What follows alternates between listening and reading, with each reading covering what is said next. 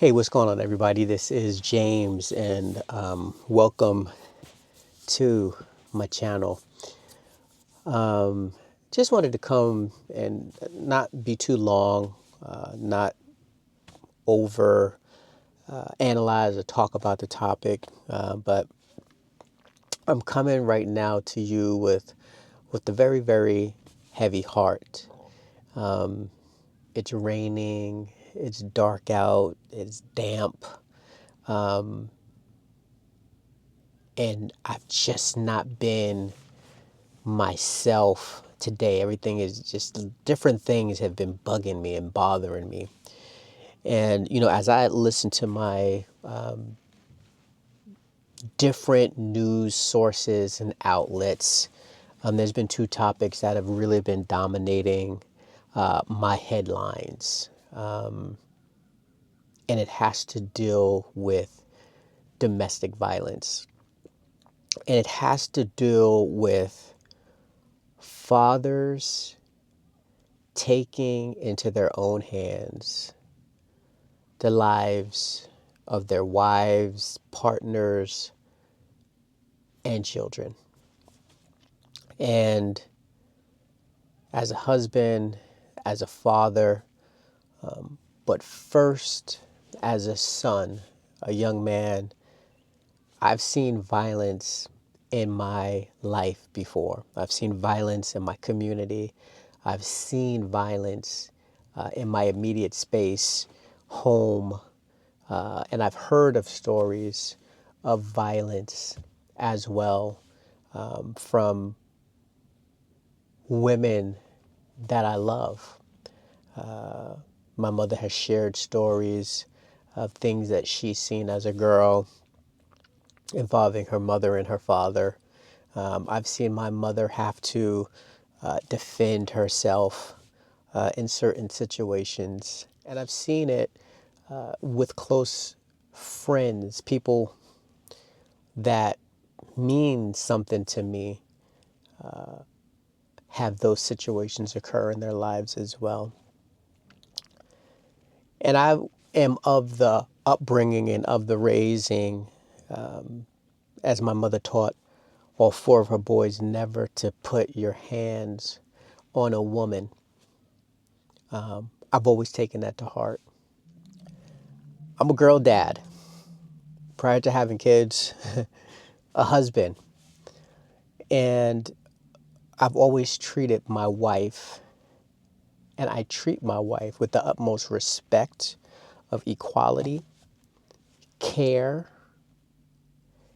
kindness, gentleness that she wants, but that she deserves. And I told my wife, especially when we had kids, because I didn't want my kids to ever witness a situation of abuse, because I didn't want that to be normalized for them. I didn't want them to think it was okay and that these are behaviors that they would participate in on either front, as the abuser or the abused. And I flat out told my wife, I said, if I ever lose my mind and speak to you in a manner, I didn't even say hit or put my hands on, you cannot tolerate that. And if we go a step further, and if I was to ever lose my mind and put my hands on you, that's not okay.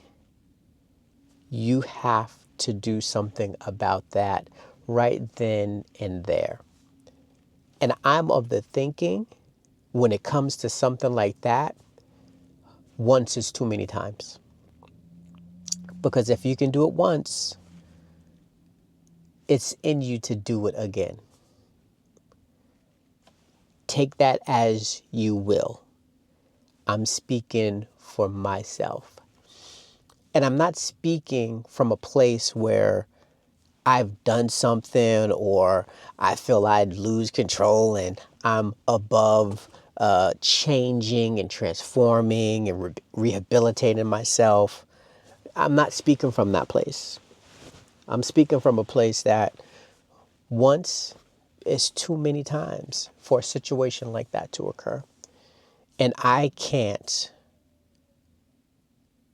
allow my kids, especially my daughters, because that's what I have, to see something like that and again normalize it even once.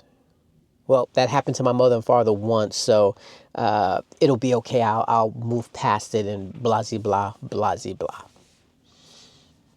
That doesn't fly for me. So I just wanted to come and offer that perspective as men doing better by the world, by our partners, by our children, which is ultimately going to do better by our immediate circles, environments, and have an impact on the world in a positive way. I'm very far away from these two incidents that are bringing such emotion to me as I speak, but it's almost as if I'm right there.